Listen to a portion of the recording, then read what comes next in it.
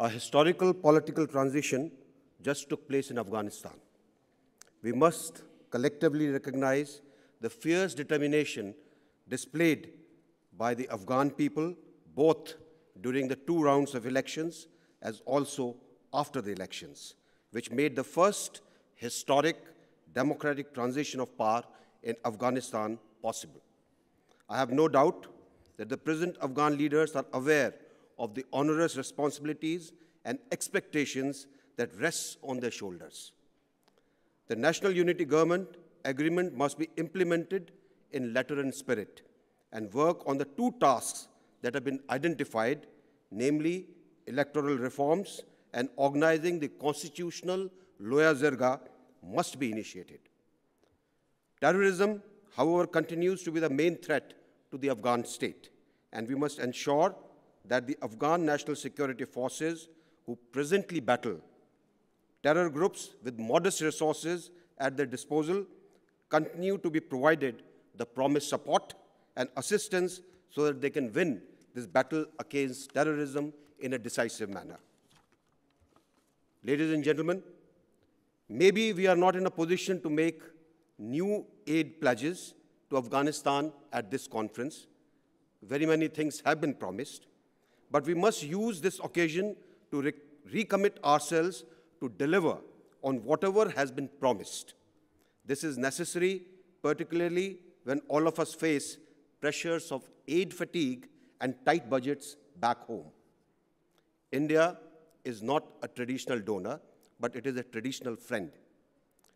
But we are aware that for the traditional donors, the issue of good governance in Afghanistan is particularly important. The Afghan leadership fully understands that good governance is the sine qua non for sustained economic development of their country and important for continued international assistance. So we will lose nothing if we are mindful of the continued threat that is faced by the Afghan state from terrorism and temper the demands we place on Afghan leaders on the issue of good governance. For the present, the counter-terrorism effort by the Afghan state must remain a priority, not just for Afghanistan's sake, but for all of us as well. The tragic events of 9/11 brought home the harsh lesson that an unstable Afghanistan does not augur well for the security of the international community. Yesterday, we heard some important perspectives about business opportunities in Afghanistan.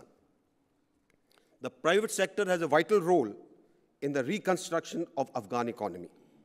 As the lead country for TCI-CBM under the Istanbul process, one of the consistent messages we have been hearing from private business is about the lack of connectivity.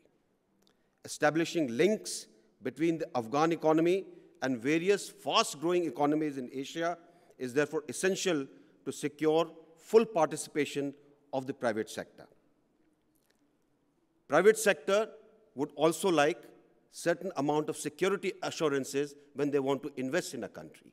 And that is where comes how are we going to ensure that the local self-governments and the local governments in Afghanistan become strong enough to support the edifice of national unity government that has been created. Securing Afghanistan's access to all existing regional maritime ports and developing more effective transit agreements between Afghanistan and its immediate neighbors, even while faithfully implementing existing ones, should be made an immediate priority.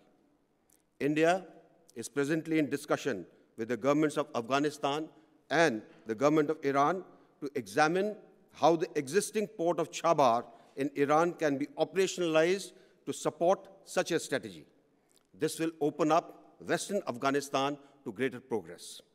We feel that when this project takes off, there will be significant immediate gains in the reconstruction activities. Ladies and gentlemen, a united, stable, prosperous, and independent Afghanistan is in the interest of the region and the international community. India is committed to help its traditional friend, Afghanistan, to achieve this objective. Thank you very much.